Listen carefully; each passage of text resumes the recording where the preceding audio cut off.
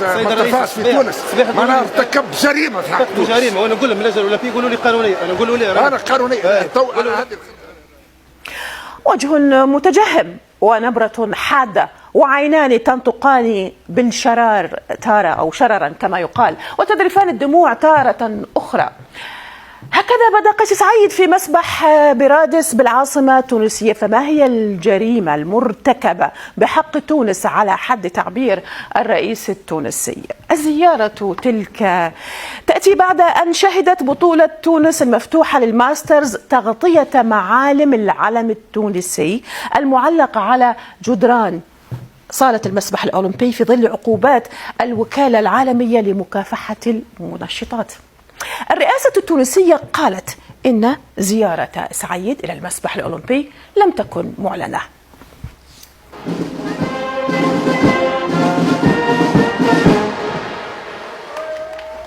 إلا أن وجود الفرقة النحاسية والعزف للنشيد الرسمي التونسي حماة الحمى يا حماة الحمى هلموا هلموا لمجد الزمن كانت كفيلة بإنذار الحاضرين بقدوم وفد رئاسي كبير. وعلى مرأى من الحاضرين والمصفقين قام الرئيس التونسي بتقبيل العلم.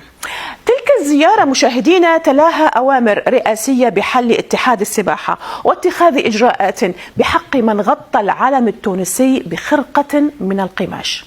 جاء ذلك في اجتماع الرئيس التونسي مع رئيس الحكومة ووزراء العدل والداخلية والرياضة، وهذا ما حدث. الوطن وعلى الشهداء العلم هذا الراية التونسية مخضبة بدماء الشهداء الكثير، والعلم مخضب بالدماء منذ العقود ومنذ القرون للحصول على الاستقلال. يأتي هنا في تونس من يغطي العلم التونسي، هذا لا مجال للتسامح معه. ويأتي هناك من في بلادنا من يغطي علمنا بخرقة من القماش. هنا بعض من ردود الفعل على مواقع التواصل على تصرف الرئيس قيس سعيد.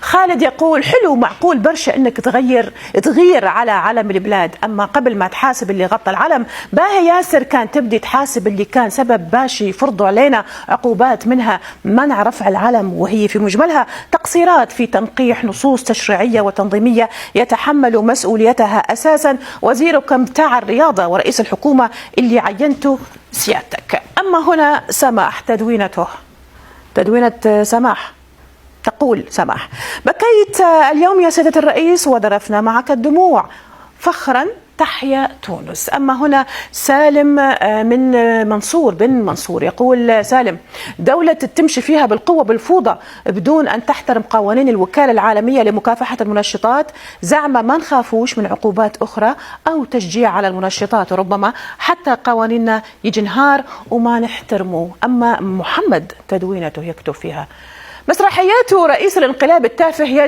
يحب يتاجر بكل شيء، يريد التهرب من المسؤولية، يريد أن يوهم الشعب أنهم يتآمرون عليه. بالمناسبة المسؤولون هو ووزراءه الذين عينهم والكلام له.